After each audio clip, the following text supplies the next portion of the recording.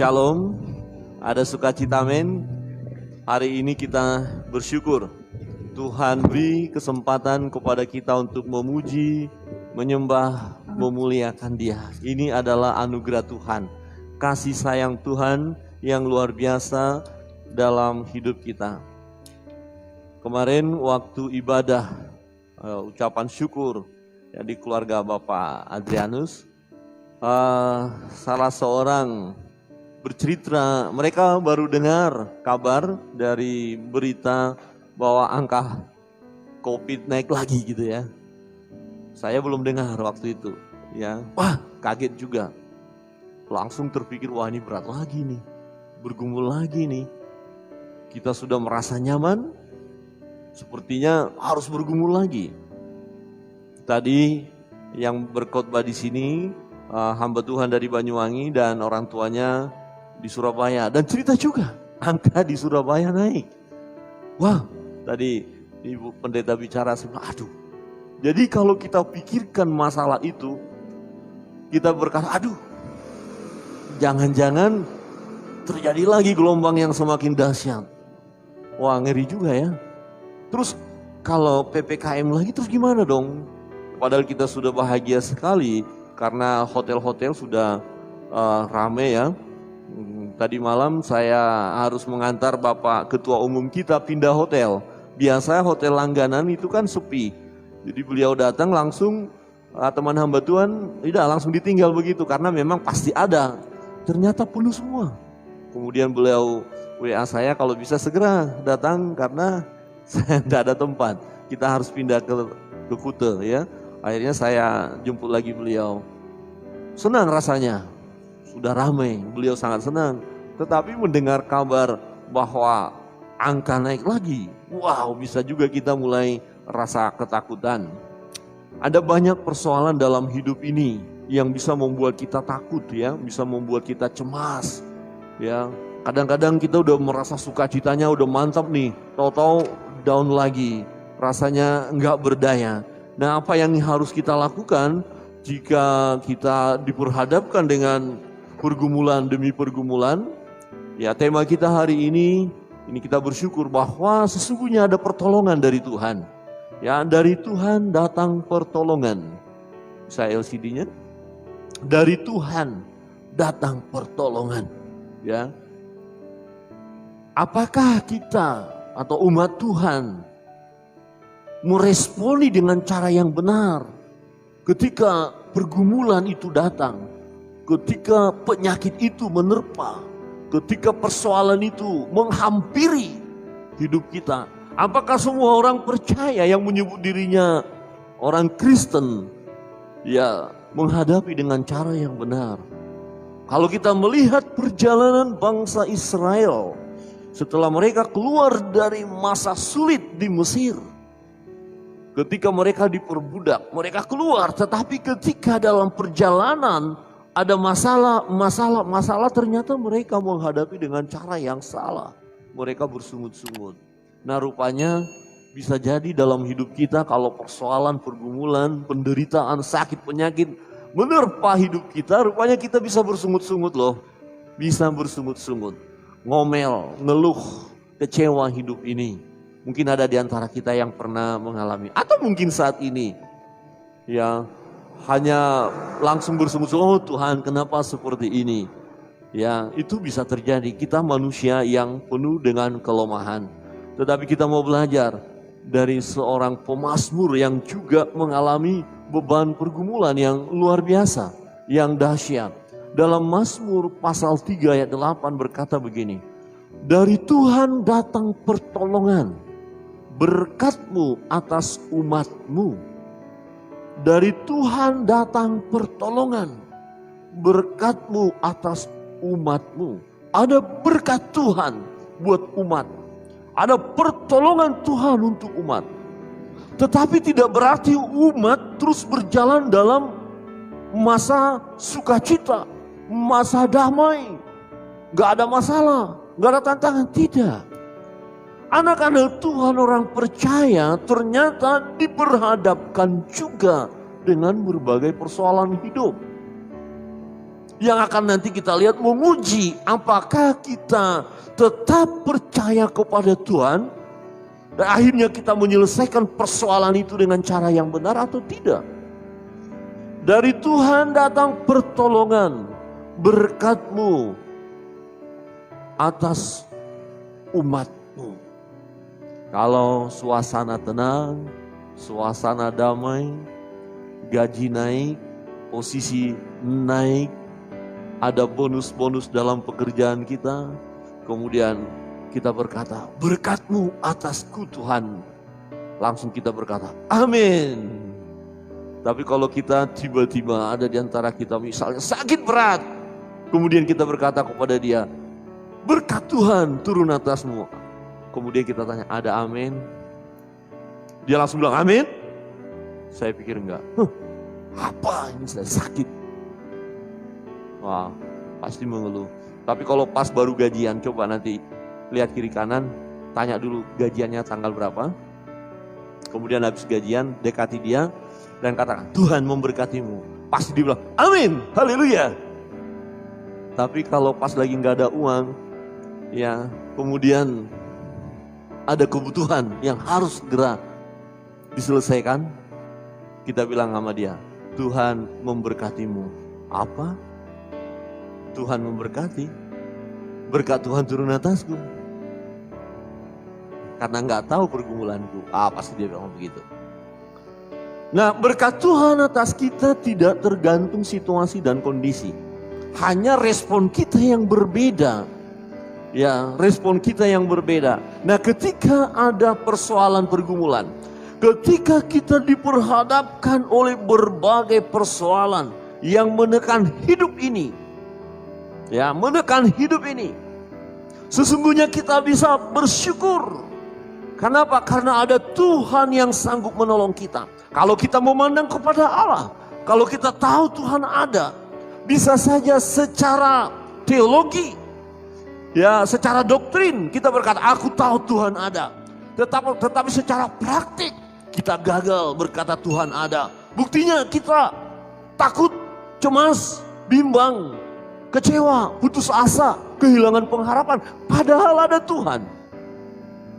Saudara yang terkasih dalam Tuhan, sesungguhnya kita bersyukur sekalipun ada persoalan.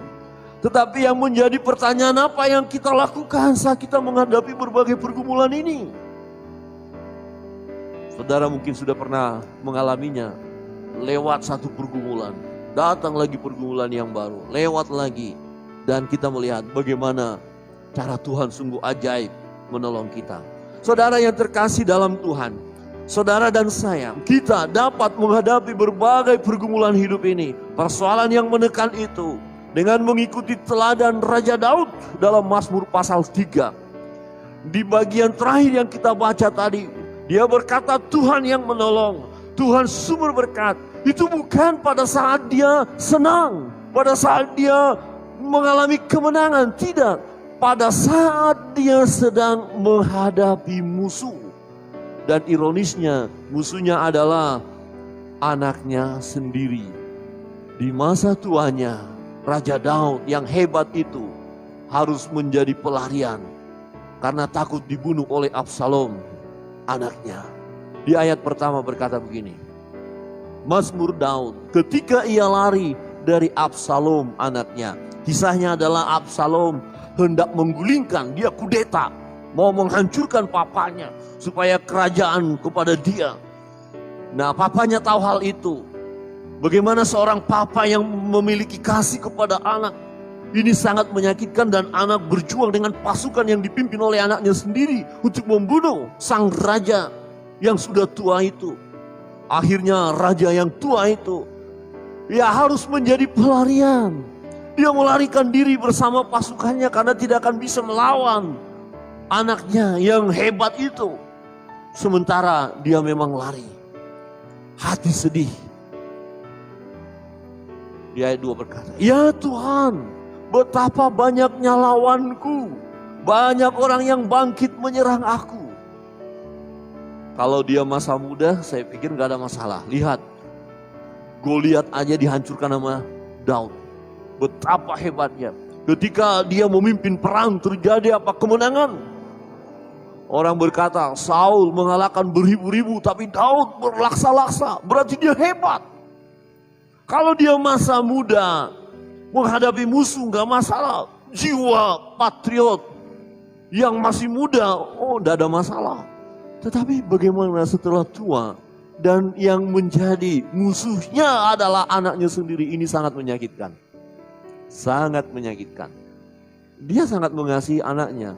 Nanti kita lihat kalau belajar kita terus bahwa Absalom akhirnya dibunuh juga oleh pasukan ya dari Raja Daud. Daud menangis. Daud menangis. Dia mengasihi anaknya. Absalom, Absalom, dia bersenandung, dia menangis, dia sedih karena kematian anaknya itu. Tapi anaknya itu yang justru menyerang dia sebelumnya. Ada musuh. Tidak mudah bagi seorang raja yang hebat ini.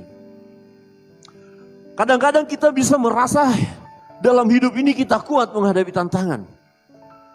Kita bisa berkata, oke, kalau orang lain yang menjadi musuh saya sih gak masalah, saya bisa hadapi. Tetapi yang menjadi musuh saya adalah orang yang saya kasih ini berat. Oke, kalau saya dulu masih muda, seberat apapun beban ini aku kuat. Tapi kemudian kita sedang dalam kondisi lemah. Kemudian kita berkata, aduh saya tidak kuat rasanya. Ada kalanya kita merasa begitu kuat menghadapi tantangan ini. Tapi ada masa di mana kita juga merasa tidak sanggup. Karena lemah kita secara manusia.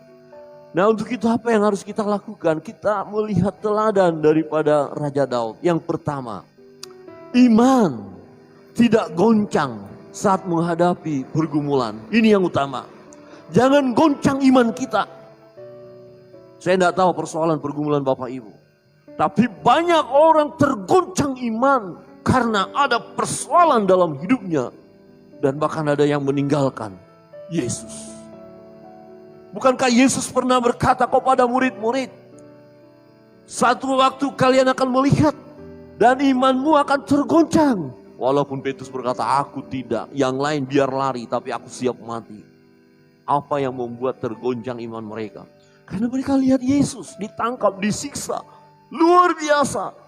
Sampai-sampai Petrus pun benar tergoncang imannya Petrus.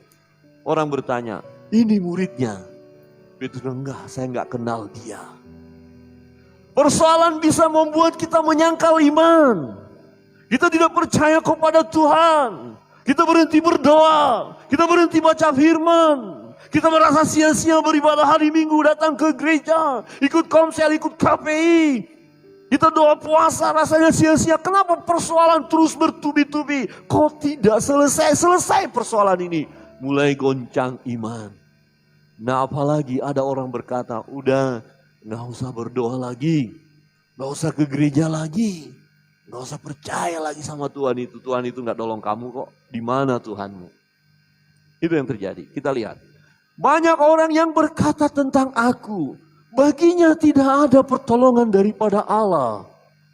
Kira-kira, Raja Daud, engkau sudah tua, mana Tuhanmu gak mungkin menolong kamu lagi. Kamu menjadi seorang pelarian, musuhmu banyak. Sebenarnya tujuannya adalah mau menghancurkan iman daripada raja ini. Saudara yang terkasih dalam Tuhan. Gak ada pertolongan Tuhan. Hati-hati. Jangan sampai kita berkata Tuhan gak mungkin lagi menolong aku. Tuhan tidak menolong aku. Itu sangat berbahaya. Dan orang lain bisa berkata, sudah jangan datang sama Tuhan. Ada cara lain. Ayo kita ikuti cara lain saja. Saya berjumpa dengan seseorang. Ya kalau hitung-hitung karena orang Batak juga. Dia ada marga, kami kenalan. Waktu di Tabanan. Ternyata ya nenek-nenek kami masih sama gitu loh ya. Masih ada hubungan lah. Dulu mereka pengikut Tuhan. Tapi karena sakit tidak kunjung sembuh. Kemudian papanya mencari kesembuhan ke tempat yang lain. Nah kemudian saran daripada tempat dia disembuhkan itu berkata, kamu harus tinggalkan imanmu. Tinggalkan Kristus. Baru kamu akan terus sehat. Ditinggalkannya Yesus itu. Dia jadi gak orang percaya. Dia, anaknya sepantaran dengan saya lah ya. Kemudian semua berarti anak dan cucu-cucunya semua jadi tidak mengikut Tuhan lagi. Karena masalah papanya waktu itu yang sakit sekeluarga. Dan mereka berdoa kepada Tuhan, padahal itu sebagai ujian. Persoalan itu sebenarnya sebagai ujian. Mampukah kita bertahan dalam situasi sulit itu? Dan yang diserang adalah iman. Digoncangkannya imannya. Dan akhirnya datang ke tempat lain. Betul mereka sembuh. Tapi taruhannya, wow. Dia katakan, kamu harus tinggalkan Tuhanmu. Ini loh Tuhan yang benar, versi yang memberi kesembuhan itu. Dan akhirnya mereka tidak lagi menjadi pengikut Kristus. Saudara yang terkasih dalam Tuhan. Baginya tidak ada pertolongan daripada Allah. Tetapi lihat di ayat berikut. Tetapi engkau Tuhan adalah perisai yang melindungi aku. Engkaulah kemuliaanku dan yang mengangkat kepalaku. Jadi Raja Daud tidak memberikan perhatian kepada kata-kata orang. Oh Tuhan tidak akan menolong kamu. Gak ada pertolongan bagimu. Hancurlah hidupmu. Habislah engkau. Dia tidak perhatikan itu. Dia lebih fokus kepada Allah. Imannya tetap tidak goncang. Dan di situasi yang sulit itu sebagai pelarian dia berkata, Tuhan adalah perisaiku. Tuhan bentengku. Arti perisai. Ya seperti orang berperang. Ada tameng. Ada panah yang datang. Tetapi karena ada perisai. Panah itu tidak menembus dirinya. Ditembak, ditembak, ditembak. Jadi serangan itu, persoalan itu. Apapun, masalah pekerjaan kah, masalah teman hidup kah, masalah sakit penyakit kah, masalah keuangan kah, masalah dengan di pekerjaan, dengan tetangga, macam-macam. Itu sebenarnya seperti panah api si jahat yang sedang dipanahkan kepada kita. Tetapi kita harus mampu melihat seperti raja ini, Raja Daud. Dia tidak melihat orang-orang yang berkata, enggak ada pertolongan bagimu, Allahmu diam saja. Tidak, dia berkata, Tuhan adalah perisai yang melindungi aku. Engkaulah kemuliaanku yang mengangkat kepalaku. Mengangkat kepala menunjukkan satu kemenangan. Aku hadapi. Nah kalau tunduk begini loyo sudah habis sudah. Jadi kalau kita menghadapi persoalan jangan tunduk dan loyo. Tapi angkat kepala. Katakan aku menang. Amin. Coba lihat kiri kanan dan angkat kepala. Aku menang. Halo. Jadi kalau kita lihat orang loyo, jadi ampun ya. Hidup segan mati tak mau, ya gimana itu. Harus tegap. Hadapi tantangan. Coba lihat kiri kanan dan katakan hadapi tantangan. Seperti prajurit itu. Hadapi tantangan. Jangan hadapi tantangan. Habis kita. Pulanglah ke kampung. Hadapi tantangan. Nah, amin. Amin. Aminnya kecil ini penuh tantangan semua nih. Ada pergumulan Bapak Ibu? Saya seringkali berkata begini, coba lihat kiri kanan, coba pastikan wajah kiri kanan. Dan katakan kulihat wajahmu, wajah pergumulan. Wajah penuh masalah ya. Tidak apa-apa, itu hidup. Kalau ada di antara kita yang tidak mau bergumul, ya kita siap tinggal antar ke Mumbul saja. Hanya di asrama yang di Mumbul itu yang gak ada pergumulan. Saudara tahu ya? Saudara tahu ya? Pergi ke Mumbul, tanyain, kalian ada masalah gak? Gak bakal ada jawaban. Dia sudah tidur selama-lamanya. Jadi kalau kita masih bergumul berarti masih hidup. Dan itu adalah sukacita tersendiri. Amin.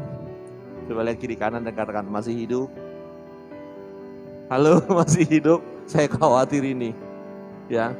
Kadang-kadang kita bilang kita hidup, tetapi ketika ada masalah sebenarnya kita nggak hidup. Buktinya kita tak berdaya.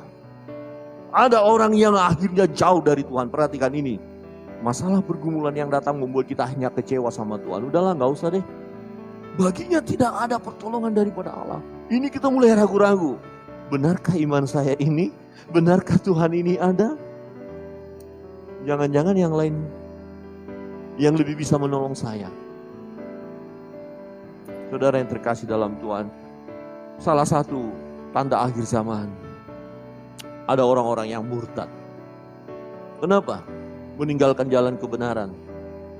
Ya, ada tantangan, ada pergumulan dan imannya Ini kan masa ujian. Sebenarnya akhir-akhir ini kita semua terus diuji. Termasuk berita-berita yang akan kita dengar, mungkin juga berita yang akan semakin menggemparkan. Tapi iman jangan goncang. Raja Daud tidak tergoncang imannya.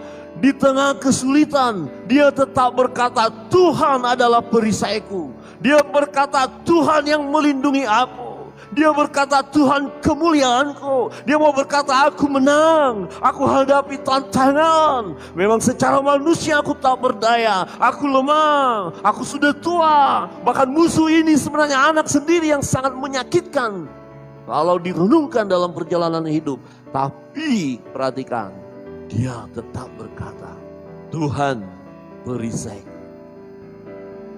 Jangan goncang iman kita ketika tantangan pergumulan yang datang silih berganti. Sepertinya tidak ada pertolongan.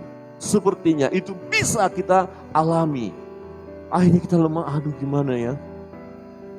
Kok susah ya. Saya merenungkan begini. Kalau kita mendengar persoalan orang lain, pergumulan orang lain, mau tidak mau kan kita dengar, akhirnya kita renungkan. Tetapi masalahnya jangan ambil persoalan mereka. Kalau kita ambil alih, kita susah. Ya gimana hidup mereka nanti gimana. Nah, salah satu ya rahasia jadi konselor yang baik. Kita cukup mendengar tapi jangan ambil masalahnya. Hanya dengar saja dan berikan saran untuk jalan keluar. Tapi kadang-kadang masalah orang kita bawa, kita gumpuli. Ya saya mencoba, ada orang yang bergumul. Ya akhirnya sampai masa tua begini, aduh saya, wah. Jadi saya sendiri semakin goncang juga. Nanti kayak gini ya, gimana ya? Wah jangan-jangan. Tetapi berharap kepada Tuhan. Boleh Bapak Ibu melihat persoalan-persoalan yang luar biasa. Tapi jangan fokus kepada persoalan itu. Fokuslah kepada Tuhan. Mungkin orang akan berkata, tidak ada pertolongan daripada Allah bagimu. Jangan dengarkan itu. Ya, diajak ke tempat yang lain. Jangan mau. Itu hanya akan menyesatkan.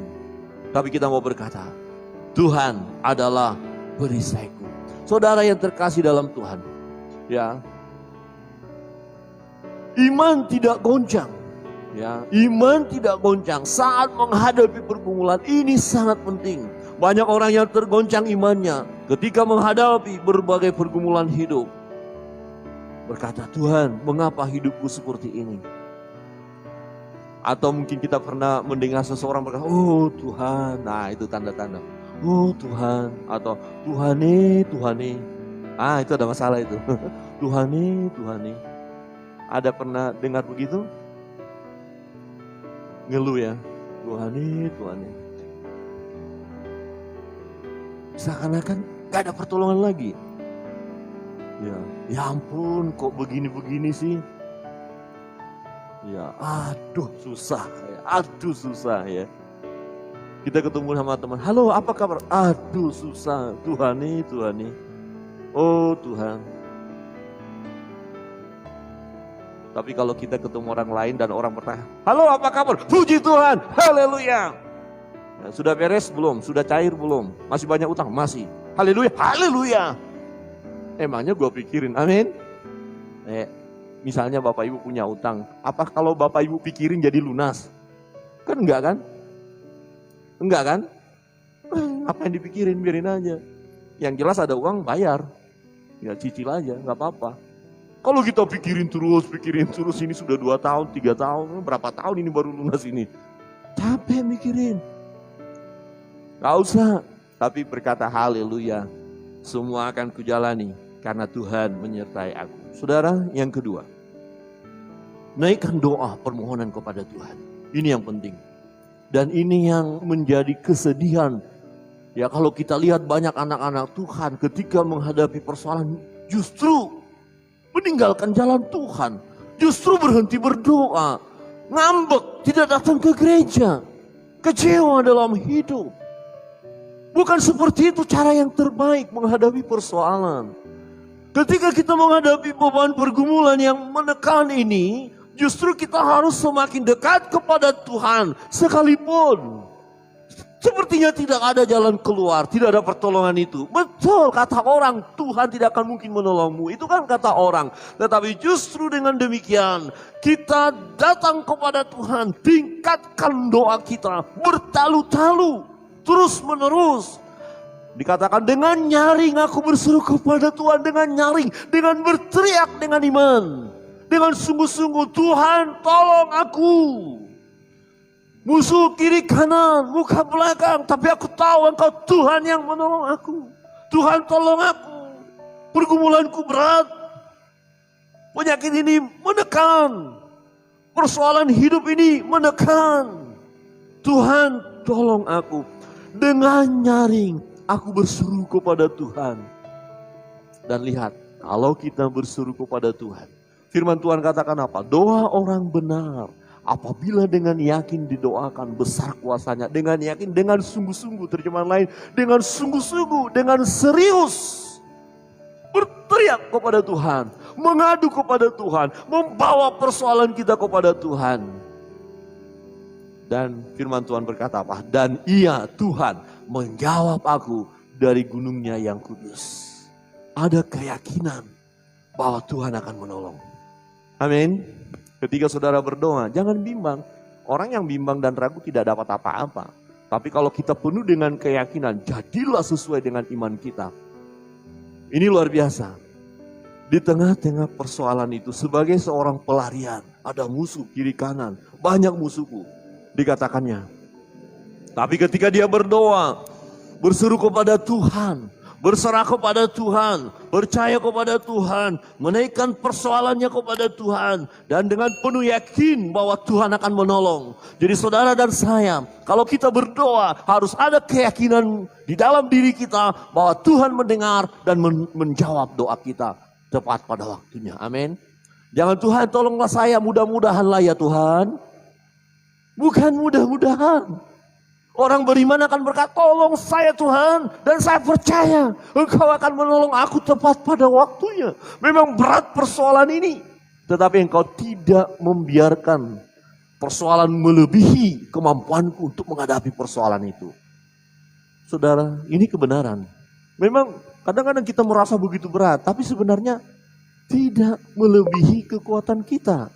Artinya, kalau saudara menghadapi pergumulan yang berat, sesungguhnya Bapak Ibu memiliki kekuatan yang lebih hebat. Amin. Siapa di antara kita yang mau memiliki kekuatan yang hebat? Angkat tangan. Tahu konsekuensinya ya? Berarti siap menghadapi pergumulan yang berat. Amin. Amin. Wow, mantap, keren. Berarti nggak ada nanti yang Pak Pendeta begini-begini ya, begini. Nggak ada. Pak Pendeta ada masalah saya, tapi saya katakan haleluya, puji Tuhan. Aku tahu Tuhan akan jawab. Amin. Amin. Coba lihat kiri kanan dan katakan keren. Halo, benar apa enggak nih? Halo. Ya, berdoa, percaya. Nah, ketika dia sudah berdoa, apa yang dialaminya? Perhatikan, ini menarik sekali.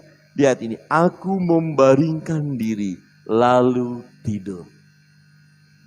Kalau orang yang gelisah hatinya, orang yang takut, orang yang cemas, dia susah tidur. Benar. Orang yang ketakutan itu suruh tidur nggak bisa. Ya, dia akan gelisah. Orang yang pikiran berkecamuk terus di pikirannya nggak bisa tidur. Jadi dengan masalah yang banyak orang bisa mengalami kesusahan untuk tidur. Pikirannya hanya untuk masalah pergumulan, belum lagi ini, belum lagi itu, bagaimana. Apalagi tadi ada orang ngomongin kita sangat menyakitkan, kemudian kita pikir, aduh dia terlalu, kenapa dia ngomongin kita seperti itu. Kemudian dia naikkan lagi ke status di Facebook lagi, aduh orang sedunia tahu. Ya bahkan sampai dibilang itu nenekmu itu gak ada apa-apanya. Ya ampun, disebut-sebut nama nenek saya lagi. Mulai kita panas hati. Saudara bisa tidur, panas hati bisa tidur? Halo? Yang sudah berumah tangga lagi berantem bisa tidur? Bisa Pak Pendeta, tapi istri ke sana, suami ke sana. Walaupun istri ke sana, suami ke sana, pasti nggak bisa tidur. Pasti gelisah. Betul? Yang sudah berkeluarga betul Pak ya? Amin. Pasti karena ada masalah. Nggak bisa tidur tenang.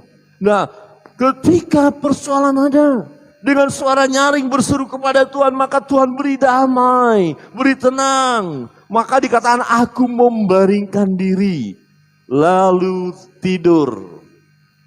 Tenang artinya tidur, santai sudah. Bukan pasrah, mau berkata apapun yang terjadi, terjadilah, ya mati-matilah, bukan. Ini benar-benar mengalami ketenangan karena Tuhan beri rasa damai. Ya, aku membaringkan diri lalu tidur. Aku bangun. Dikatakan kemudian besok pagi aku bangun. Sebab Tuhan menopang aku. Apakah masalah masih ada besok? Masih. Masih. Tetapi lihat, setelah dia bangun, tetap punya keyakinan bahwa Tuhan menopang aku. Hari ini kita punya banyak persoalan. Saya harap jangan sampai ada di antara kita yang tidak bisa tidur. Kalau nggak bisa tidur, pegang firman ini. Tuhan berkati aku mau tidur. Aku mendengar firman Allah, pasti tidur. Tapi doa juga ya, Tuhan jangan juga sampai lupa bangun Tuhan. Besok pagi aku mau bangun juga Tuhan. Setelah bangun, jangan langsung persoalan lagi datang. Memang ada masalah itu. Tuhan aku tahu Engkau akan menopang aku. Itu sebabnya doa pagi sangat perlu. Misbah doa pagi itu perlu. Tuhan aku tahu Engkau menopang aku. Sebab kita akan menghadapi lagi persoalan baru. Itu jelas, tidak bisa tidak. Ya, naikkan doa. Ya. Bangkitlah. Tuhan tolonglah aku. Ya Allahku. Bangkitlah. Tuhan tolonglah aku. Ya Allahku. Jadi perlu kita terus menerus berdoa. Bertalu-talu. Ya, kalau kita lihat baca firman Tuhan seperti seorang janda yang punya persoalan, janda miskin. Datang kepada hakim yang lalim. Hakim yang lalim ini gak ada uang, ini udah gak usah. Jangan dihiraukan. Wah besok datang lagi ini. Besok datang lagi terus menerus. Akhirnya hakim itu bilang, walaupun aku gak mengenal Tuhan, tapi orang ini kan menyusahkan aku. Udahlah selesaikan masalahnya. Bebaskan dia. Sudah. Selesai masalahnya. Itu hakim yang lalim. Bukankah Allah lebih lagi memberi yang terbaik kepada kita anak-anaknya. Yang siang malam meminta kepada Tuhan. Berseru kepada Tuhan. Tolonglah aku ya Allahku. Saya percaya Tuhan akan tolong. Amin. Tuhan akan tolong. Coba lihat kiri kanan dan katakan Tuhan akan tolong engkau. Ya, Tuhan akan tolong. Gak usah kita tahu persoalan dia. Ya biarlah dia dengan Tuhan. Tetapi kita kuatkan dia. Tuhan akan tolong. Saudara yang terkasih dalam Tuhan, engkau telah memukul rahang semua musuhku dan mematahkan gigi orang-orang fasik. Nah, Daud punya keyakinan yang luar biasa. Tatkala dia menaikkan doa permohonannya kepada Tuhan, bahwa Tuhan mendengar doanya dan menjawab, musuh-musuh itu akan kalah. Dan betul, terbukti, dia kembali dari pelarian, kerajaan tetap dia pegang. Absalom akhirnya waktu peperangan itu mati. Anaknya sendiri. Dan di situ pun dia meratap. Dia menangis. Dia sedih. Dia sangat mengasihi anaknya itu. Saudara, yang jelas kita lihat raja itu memimpin kembali. Sangat dihormati, dikagumi. Bukan berarti nggak ada masalah. Ketika menghadapi persoalan, datang kepada Tuhan. Dan yang ketiga, teladan yang ketiga. Tidak takut menghadapi berbagai pergumulan. Dikatakan firman Tuhan, aku tidak takut. Aku tidak takut kepada puluhan ribu orang yang siap mengepung aku. Artinya apa? Masalah ini bukannya masalah yang ecek-ecek, bukan masalah kaleng-kaleng, persoalan kaleng-kaleng, enggak, ini masalah berat. Ungkapan ini menunjukkan satu pergumulan yang luar biasa kepada puluhan ribu orang yang siap mengepung aku. Dia tahu. Tapi dia berkata, aku tidak takut. Aku tidak takut. Saudara yang terkasih dalam Tuhan, persoalan pergumulan dalam hidup ini, ya ketika kita menghadapinya, seringkali dibuat kita lemah. Kita dibuatnya takut. Kita dibuatnya khawatir. Khawatir tentang hidup, apa yang harus kami makan, minum, dan segala macam. Bagaimana nanti masa depan ini, bagaimana untuk ini, bagaimana pekerjaan, bagaimana mulai kita khawatir atau takut, cemas. Nah, ketakutan akan melemahkan kita dalam menghadapi pergumulan hidup. Ketika Gideon akan memimpin pasukan, Tuhan bilang terlalu banyak. Seleksi lagi. Seleksinya pertama apa? Siapa yang takut? Mundur. Dan banyak yang mundur. Penakut, kalau perang itu bisa buat kalah pasukan. Mempengaruhi yang lain. Jadi jangan takut. Takut akan melemahkan kita. Akhirnya nggak ada lagi daya juang. Orang-orang yang takut, ya ketakutan itu akan melemahkan daya juang kita. Nggak bisa lagi berjuang. Akhirnya apa? Mengeluh, putus asa. Ya, kehilangan pengharapan. Tetapi pemberani, ya walaupun dia melihat dirinya lemah, tapi karena ada daya juang, aku hadapi masalah itu. Aku hadapi persoalan itu. Aku tahu sebab Tuhan beserta dengan aku. Jadi jangan takut. Jangan takut menghadapi berbagai persoalan. Ketakutan membuat kita kehilangan pengharapan. Ketakutan akan membuat kita kalah. Ketakutan tidak memberikan keuntungan sedikit pun. Gak ada orang yang takut akhirnya menang. Gak ada. Yang menang hanya mereka yang pemberani. Penakut. Susah itu. Gak bisa menang itu. Sebagai anak-anak Tuhan, jangan kita menjadi pribadi-pribadi yang takut dengan persoalan pergumulan. Kita lihat itu sebagai ujian. Ini ujian, aku hadapi. Memang aku lemah, aku terbatas. Tetapi aku punya Tuhan yang dahsyat. Amin. Kita punya Tuhan yang dahsyat. Percaya kepada Tuhan. Akhirnya ada keberanian. Hadapi, siapa yang akan kita hadapi? Musuh yang bagaimana? Ya, seberat apa kita bisa hadapi kalau kita berani. Tapi kalau kita takut, kita tidak akan menghadapinya. Kita akan berkata, aku lemah, aku tak berdaya, ya sudahlah, ya sudahlah. Kemudian kita minta pertolongan kepada yang lain, yang menyedihkan hati Tuhan. Saudara yang terkasih dalam Tuhan, jangan takut. Jangan takut. Tetapi kita mau jujur berkata, ketakutan ini seringkali menggoda kita, mempengaruhi hidup kita. Rasa cemas, ya, rasa tak berdaya, mulai khawatir. Tetapi siapa di antara kita yang oleh karena kekhawatiran, oleh karena ketakutan bisa menambah sehasta saja dalam hidupnya? Tidak ada. Jadi jangan takut, jangan cemas. Yang perlu bagi kita adalah berani menghadapi tantangan. Amin. Coba lihat kiri kanan dan katakan, berani menghadapi tantangan.